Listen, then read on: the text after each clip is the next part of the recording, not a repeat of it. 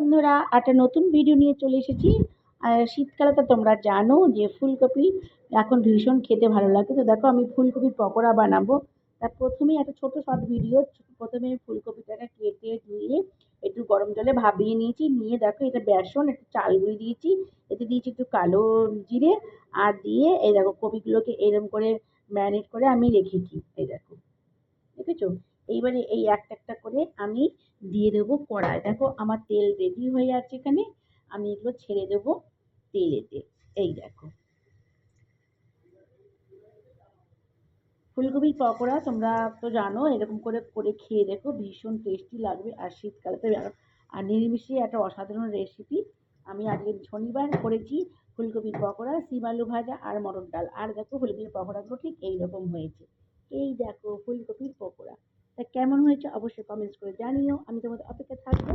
আর এই দেখো ফুলকপির পকোড়া কড়াতে দিয়ে দিয়েছি।